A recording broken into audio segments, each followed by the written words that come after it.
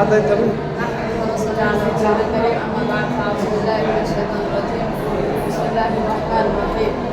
الله سبحانه وتعالى في القرآن المجيد وجاهدوا في الله حق جهاده وجاهدوا في الله আজকের মাসের বক্তৃতা অনুষ্ঠানের সম্মানিত সভাপতি বিজ্ঞ বিচার মন্ডলের সভাপতি পরিচালক আমার সামনে উপস্থিত মামলা দূরদূরান্ত থেকে ছুটে আসা এরকম মানুষের দল বেড়া সবাইকে আমার অন্তরন্ত স্থল থেকে শুভেচ্ছা ও মোবারকবাদ।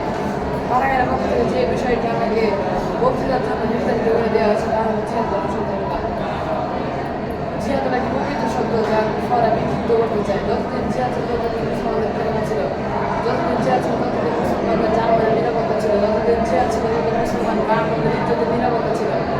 যেদিন থেকে মুসলিমরা জিহাদকে ছেড়ে দিয়েছে সেদিন থেকে মুসলমানদের খেলাফা মুশরিকরা ছিনিয়ে নিয়ে গিয়েছে। যেদিন থেকে মুসলমানরা জিহাদকে ছেড়ে দিয়েছে সেদিন থেকে মুসলমানদের জানমালের নিরাপত্তা ঝুঁকিত করে গিয়েছে। যেদিন থেকে মুসলিমরা জিহাদ ছেড়ে দিয়েছে সেদিন থেকে মুসলমান বাঙালিদের ইজ্জতের হানি হচ্ছে। আমরা জেনে আসি তাড়াতাড়ি রানিং এ কয় মিনিট হয়ে গেছে? অলরেডি 1 মিনিট শুরু সেকেন্ড আমার তাড়াতাড়ি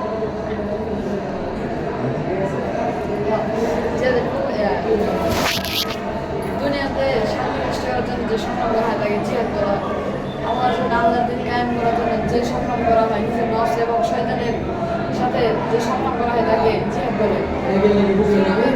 জুলুমের সাথে জুলুমকারীর সাথে লড়াই করাকে জিহাদ বলে। জিহাদ মানে কোনো মানবতা যুদ্ধ নয়, বরং মানবতা রক্ষা করা।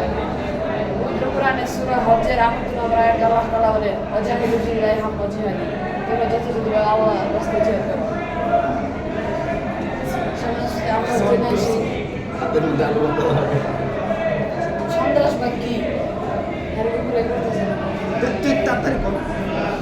অন্যদিকে সন্ত্রাসবাদ বলা হয় সমাজে মানুষের মধ্যে ভয় সৃষ্টি করা, অপশান্তি সৃষ্টি করা। এমনে কইলে তোর তো ওই নাই, এমনে কইলে তো তুই জীবনে একদিন ভিতরে আবার না তিন তো এটা বহুত দূরে। আরে 1 2 3 ম্যাচ ঠিক তো এই বেটা তুই কি করতেছিস? লেখালি সম্পূর্ণ লেখালি নেই। এই কয়দিন তোর মূল হেদায়েত তুই লিখতে দেখাবি, লিখতাছিস অল্প অল্প লিখবি।